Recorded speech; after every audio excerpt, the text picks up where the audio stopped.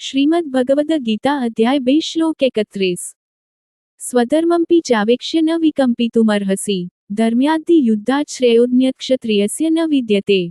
તદુપરાંત ક્ષત્રિય તરીકે તારા વિશિષ્ટ ધર્મને ધ્યાનમાં રાખીને તારે વિચલિત થવું જોઈએ નહીં।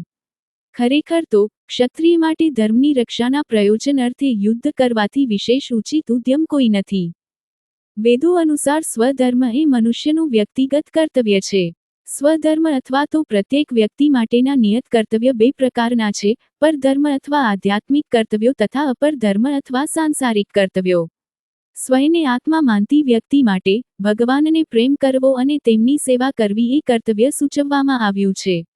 આને પરધર્મ કહે છે।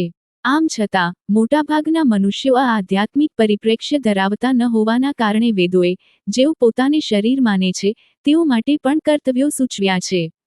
આ કર્તવ્યો વ્યક્તિના આશ્રમ, જીવનની અવસ્થાઓ અને વર્ણ વ્યવસાય ને અનુસાર નિશ્ચિત કરવામાં આવ્યા છે। આ આધ્યાત્મિક કર્તવ્યો અને સાંસારિક કર્તવ્યો વચ્ચેનો ભેદ ભગવદ ગીતા તથા વૈદિક દર્શનોનું વિશાળ ફલક પર અધ્યયન કરતી વખતે ધ્યાનમાં રાખવો આવશ્યક છે।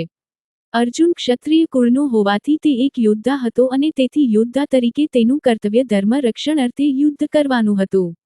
શ્રી કૃષ્ણ તેને શારીરિક સ્તરે સ્વધર્મ અથવા નિત્ય કર્મરૂપે સૂચવે છે।